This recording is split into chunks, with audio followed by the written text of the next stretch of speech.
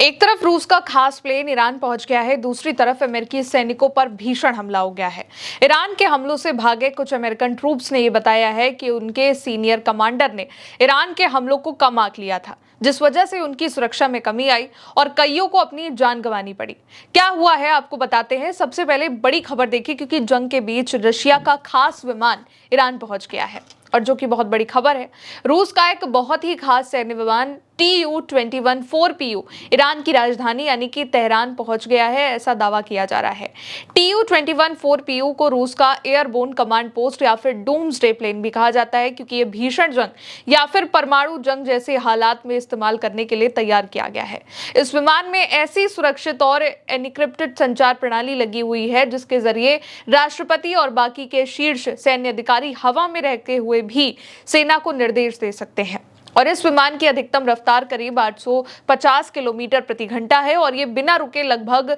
6,500 kilometre तक उड़ान भर सकता है। हालांकि रशिया ने अब तक इस उड़ान के मकसद पर कोई आधिकारिक बयान नहीं दिया है। अमेरिकी सेना द्वारा ईरान के मिसाइल और ड्रोन हमलों पर ताबड़तोड़ जो हमले हो रहे हैं, उन्हीं के बीच में मॉस्को का ये जो कदम है वो अब ईरान को समर्थन देने और इस संकट के वक्त में, युद्ध के वक्त में मदद करने के तौर पर भी देखा जा रहा है। फ्लाइट ट्रैकिंग डेटा ने इसका डेटा शेयर किया है और इनके ही मुताबिक ये जो विमान है वो हाल ही में ईरान की राजधानी तेहरान पहुंचा है। और ये कोई सामान्य सरकारी विमान भी नहीं है, बल्कि एक क्रेमलिन के लिए उड़ाने वाला और उड़ने वाला कमांड पोस्ट यानी कि फ्लाइंग कमांड पोस्ट के तौर पर इसको इस्तेमाल किया जाता है, जिसको डूम्सडे भी कहा जाता है। माना ये जा रहा है कि मॉस्को और तेहरान के बीच एक बहुत जरूरी उच्च स्तरीय सुरक्षा और सैन्य सहयोग को लेकर के अहम बातचीत हो सकती है। Tu-21 4PU रशिया के टुपोलेव Tu-214 विमान का एक बहुत ही बड़ा विशेष सैन्य संस्करण है और इसे अक्सर रूस का डूम्सडे एयरक्राफ्ट भी कहा जाता है, क्योंकि इसे युद्ध या फिर राष्ट्रीय आपातकाल जैसी परिस्थितियों में भी सरकार और सेना की कमान संभालने के लिए तैयार किया गया है। ये जो विमान है वो रूस की रोसिया विशेष उड़ान स्क्वाड्रन संचालित करती है, जो कि राष्ट्रपति और बाकी के राजनीतिक और बाकी के सैन्य नेतृत्व के परिवहन की जिम्मेदारी संभालती है। सबसे बड़ी बात जो है वो ये निकल कर आई है कि ये विमान ऐसे वक्त पर पहुंचा है, डूम्सडे एयरक्राफ्ट, जब ईरान और अमेरिका के बीच में भीषण जंग शुरू हो गई है और अमेरिका ने 300 ठिकानों पर हमला करने को लेकर के दावा किया है। दूसरी तरफ ईरान की ओर से भी एक साथ 5 से भी ज्यादा देशों पर हमला बोल दिया गया है और इस भीषण जंग के बीच में रशिया का ये प्लेन कहां जा रहा है कि ईरान भेजा गया है, अभी पूरी जानकारी इसको लेकर के भी आनी बाकी है। खैर आगे भी बढ़ते हैं, क्योंकि ईरान के हमलों में अमेरिका के सैनिकों का कितना बुरा हाल हो गया है, इसको लेकर के एक बहुत बड़ी रिपोर्ट आई है। वॉशिंगटन पोस्ट ने गुरुवार को सैन्य अधिकारियों के हवाले से इस बारे में बताया है, जिसको तास न्यूज एजेंसी की ओर से छापा गया है। ये बताया गया है कि कुवैत में अमेरिकी सैन्य ठिकानों पर ईरानी हमलों से बच निकले अमेरिका के ट्रूप्स ने अपने कमांडर्स पर शुवैक पोर्ट पर सुरक्षा खतरे को कम आंकने का आरोप लगाया है। यानी कि जिस पोर्ट पर, शुवैक पोर्ट पर ईरान ने यह हमला किया, उसकी सुरक्षा कम थी, वहां पर अमेरिका के 6 ट्रूप्स मारे गए और जो बच निकले उन्होंने इसको लेकर के बयान दिया है। तास न्यूज एजेंसी ने इस रिपोर्ट को छापा है, जो कि वॉशिंगटन रिपोर्ट के हवाले से है।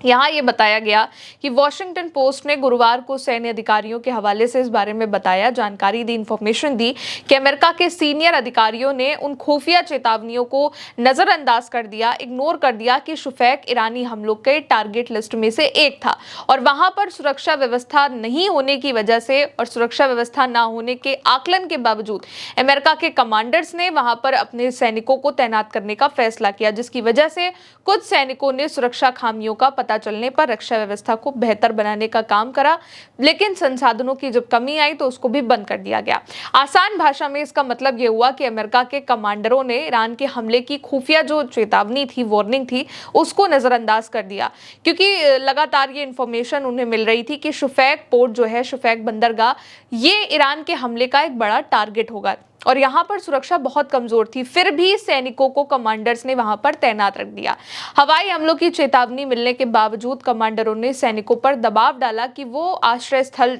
जहां पर रुके हुए हैं वो जगह छोड़ करके काम पर लौटे। 1 मार्च को ईरान ने इस ठिकाने पर भीषण हमला किया था, जिसमें 6 अमेरिका के जवान, अमेरिका के ट्रूप्स, अमेरिकी सैनिक ये मारे गए। पेंटागन ने यानी कि अमेरिका की रक्षा मंत्रालय ने पहले इसको बहुत सुरक्षित भी बताया था, लेकिन बाद में ये मालूम चला कि वो केवल अस्थायी था और वहां पे कम सुरक्षित जगह थी। हालांकि अमेरिकी कमांडरों ने इन आरोपों को खारिज करते हुए ये भी कहा कि सैन्य ठिकानों की जो पर्याप्त सुरक्षा व्यवस्था थी वो वहां पर मौजूद थी। पेंटागन प्रमुख यानी कि पीट हेग्सेथ ने भी बाद में इसको कहा था कि ये जो सैनिक मारे गए हैं वो एक सामरिक अभियान केंद्र पर हुए हमले में मारे गए थे, ना कि शुफैक पोर्ट पर।